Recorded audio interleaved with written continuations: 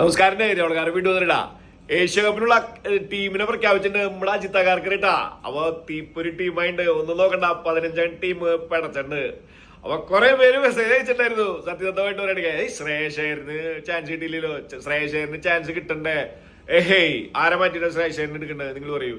കുറെ പേര് പറയുണ്ടായിരുന്നു ശിവൻ ദുബേനെ മാറണത്. എന്തിനു ഒരു ഓൾറൗണ്ടർ മാറ്റിയിട്ട് വേറൊരാളെ ടോപ്പ് ഓർഡർ ബാറ്റ്സ്മാനെ കൊണ്ടുവരുന്ന കാര്യമില്ലല്ലോ. നമ്മുടെ ടോപ്പ് ഓർഡർ ബാറ്റ്സ്മാൻ എന്ന് പറഞ്ഞു കഴിഞ്ഞാൽ ആരും മാറ്റണേ? അഭിഷേക് ശർമ്മ, തിലക് വർമ്മ, സൂര്യകുമാർ യാദവ്, സഞ്ജു സാംസൺ, എന്താ പറയാ, ശുഭ്മാൻ ഗില്ല്, ഇങ്ങനെ ഓരോരുത്തരെടുത്ത് നോക്കുമ്പോഴും എല്ലാവരും പെട്ട പ്ലെയേഴ്സിനെ, ഇന്റർനാഷണലി വെൽ പ്രൂവ്ഡ് ആയിട്ടുള്ള പ്ലെയേഴ്സ് തന്നെയാ. അപ്പൊ അതിനെ കുറിച്ച് ആലോചിച്ചിട്ട്, ശ്രേയശേഖരനെ കുറിച്ച് ആലോചിച്ചിട്ട് ടെൻഷൻ അടിക്കേണ്ട കാര്യമില്ല. ഇന്ത്യൻ ടീം ടോപ്പ് ടീം തന്നെയാ. പക്ഷേ ഒരു കാര്യം എനിക്ക് പറയാനുള്ളത്, ഇന്നത്തെ പത്രസമ്മേളനത്തിൽ അജിത് അഗാർക്കർ 15 ടീമിനെ പ്രഖ്യാപിച്ചപ്പോ 14 ടീമിന്റെ പേര് പറഞ്ഞപ്പോഴും സഞ്ജുവിന്റെ പേര് വന്നില്ല. 15ാമത്തെ പേരാണ് സഞ്ജുവിന്റെ പേര് വന്നത്. എനിക്ക് തോന്നണത് 15 ടീമിലുണ്ടായിട്ടും 12ാമനായിട്ട് ഇരിക്കേണ്ട ഒരു ഗതികേടാണ് സഞ്ജുവിന് വരാൻ പോണതാണ് എനിക്ക് തോന്നുന്നത്. ദൈവം അങ്ങനെ ഉണ്ടാവല്ലേ. എനിവേ, അടിപൊളി ടീം, വെൽ ടീം സ്ക്വാഡ്.